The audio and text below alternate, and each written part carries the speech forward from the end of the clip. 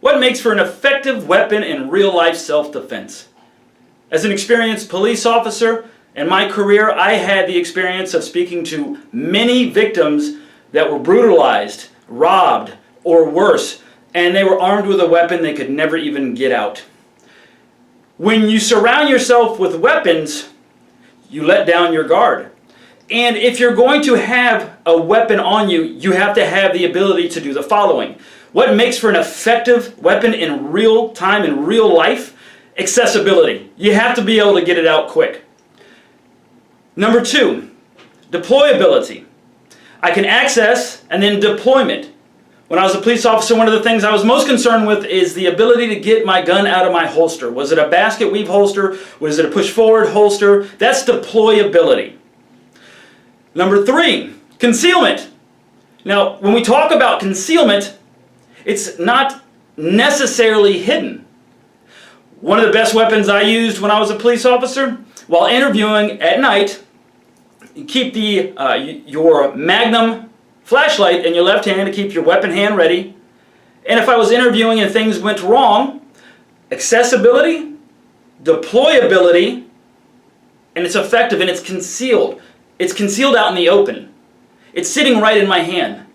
Some of the most dangerous weapons out there are the ones that are hiding out in the open. You have to have the willingness to use it and the understanding of the damage that it can do. The major players are the gun, the knife, the screwdriver, but let's say your loved one is out jogging at night. Are they jogging with a gun out in their hand? Are they jogging with a knife out in their hand? And let's take it a step further. If you introduce a weapon into a situation, you have to have a great deal of training with that weapon. You do, especially if it's a deadly force weapon. Why? Because the two things that you need when you are engaging, especially with a gun, is the high skill of the ability to deploy it quickly and then retain it. Because if that gun leaves my hands, guess what? It kills me. Most officers are killed by two things. Their own weapon, which they are highly trained with, and traffic accidents while they're writing tickets. So if you buy a gun and you don't have that level of training, retention, and deployability, it can be turned on you in an instant. So the most effective weapons lay out in the open. And there's also a lot of myths about weapons. When I was working in the jail before I went to patrol operations, I was a corrections officer. I was watching 2 inmates out in the yard. One guy, he's on lockdown all the time. He only gets to get out for 45 minutes a day. He gets to go out in the yard, he walk by other inmates. He had nothing in his cell. We shook him down. We knew he didn't have any weapons, as most inmates should not, but you always find him. He got into a physical altercation and there was blood everywhere. And he was doing the stabbing motions. Okay, he's got a knife, he's got a knife. He didn't have a knife.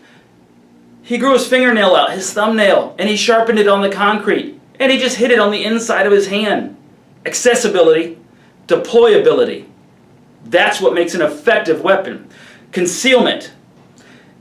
And the number one thing you need, if you have all of those three, you need training. So accessibility, deployability, concealment, and training. The element of surprise is huge. Since criminals, all criminals, they establish the one thing that makes real self-defense, and not a sport, not something you see on TV. They control time, place, and method. So you're always in a reactionary stage. Let's say you have a gun or a knife, pepper spray. Where is it? It's in a secondary location, bottom of your purse, in a glove compartment. There's already been something initiated. They initiated a violent crime or a robbery, a gun, whatever it is. Now you have to access the weapon, then deploy the weapon under the worst circumstances possible. A violent criminal in your face fighting and wanting the weapon. Once you show the weapon, they're going to want it. They're going to fight for it as well. So that whole situation is dangerous. We advise real estate agents when they ask us, should I get a concealed weapons permit? Well, anyone can really get one as long as you're not a felon and you do the process and do the packet. Can you get that weapon out in time, shoot a person, and most of all, hold on to it if they're trying to take it from you? That's the biggest skill. Going to the range and killing paper, that's not a skill. That's something anyone can pick up in a couple days. Some faster than others, some or more accurate than others. But all the steps up to it. access, deploy, retain it if I'm in a fight for my life, which you will be if in real time someone is trying to take it. So killing paper is one thing, taking your weapon out and killing another human being or defending yourself is another. So a couple of the myths that we talk about, keys. In seminars we always hear, well, I'll take my keys out and I'll stick this between my fingers. There's nothing back here holding it except for the tip of one of your longest fingers. We test this, we test all of these demonstrations we're going to do today. We do it over and over and over at the COBRA Defense headquarters as far as weapon retention, myth busting, employing new tactics and strategies. So the appropriate way would be to hold it in a stabbing device if you're going to use it at all. The next is a ring. Females that have rings that protrude right here, they will tell us, hey, I would punch a guy if he came up to me. Your surface, your weapon surface, is 1/4 of an inch. Some females have bigger rings than others, but you have an inch, 1/4 of an inch. And if you're not a skilled puncher, that's difficult if you've never done it. Spin it in so it sits inside, grab the crown of the hair, and rake down. No matter what you touch with this individual, they're going to cut like a fillet because you have those prongs that hold the diamond in. So those are a couple myths. Pepper spray. As an experienced police officer, I can tell you I've sprayed numerous people, 30, 40, 50 people, in real-time violent criminal acts. And they keep fighting. A lot of them just kept fighting and they would run from you. They would dodge traffic after I painted them with OC, commonly referred to as pepper spray. You can build up an immunity. It's oil, propellant, and cayenne pepper.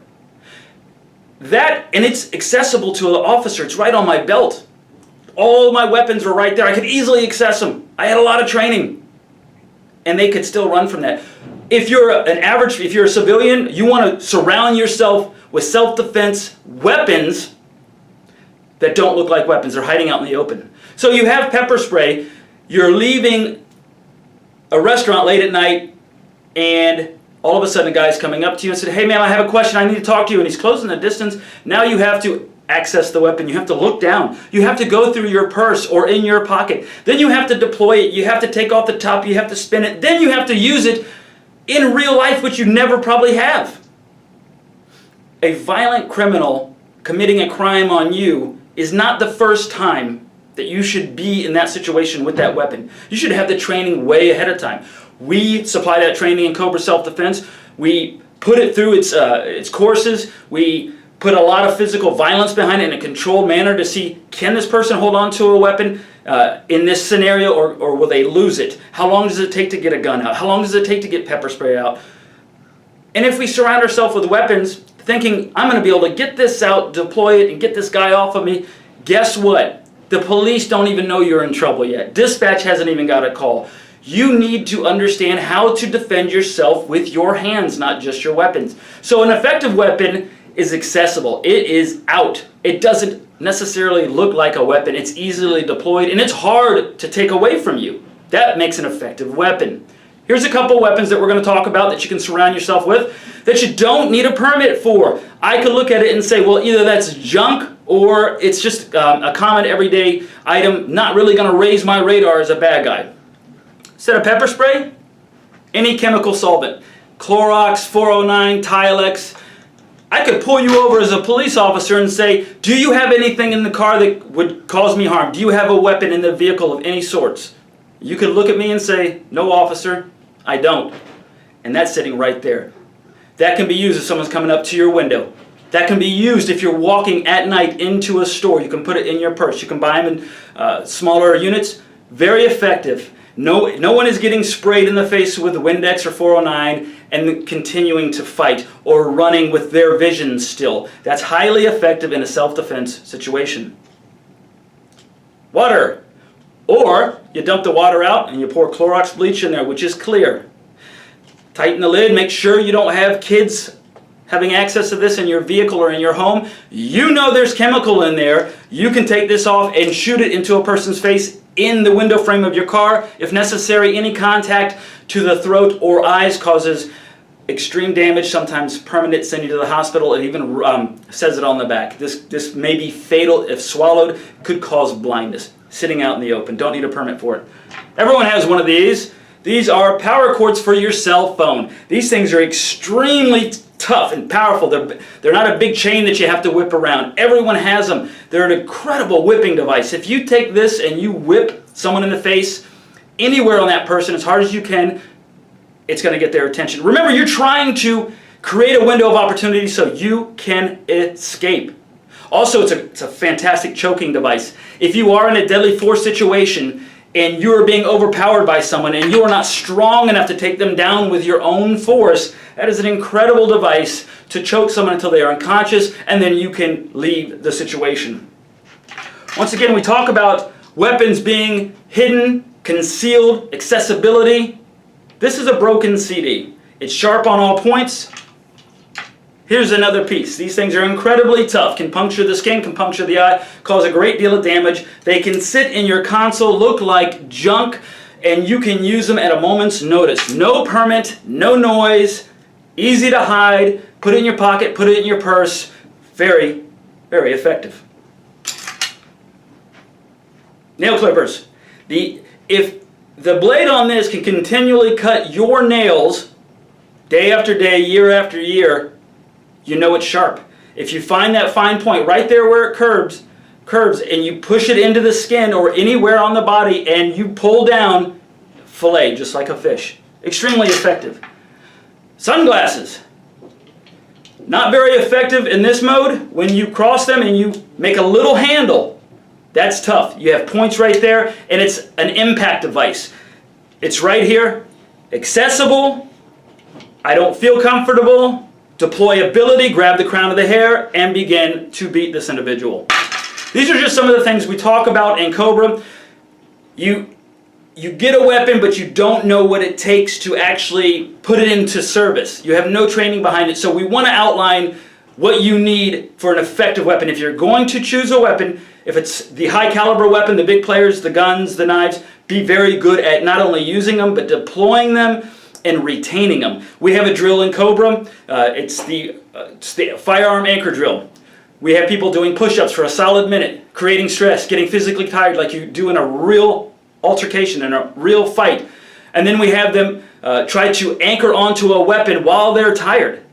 Because if they get their weapon taken from them, they have to know how to anchor while they're tired and under stress. And vice versa. So we test those over and over and over to see the applicability and the effectiveness. So when we're talking about creating weapons out of nothing, let's think about our wardrobe. Belts. When you take your belt off, instead of whipping it around like Indiana Jones, wrap it around your hand, leave about 6 to 8 inches so you can take a stance. Once again, it's accessible. It's right there. If I feel like I'm going to be in trouble, someone's coming up to the car, I'm trying to leave a building and there was kind of a confrontation, I can arm myself with a weapon, put it right behind my leg. I got 6 to 8 inches of weapon. I also have my other hand out there and I can access, deploy, and retain. Spelled some this. We talked about what you need: accessibility, deployment, deployability, concealment, and training. That's what you need for an effective self-defense weapon in real time.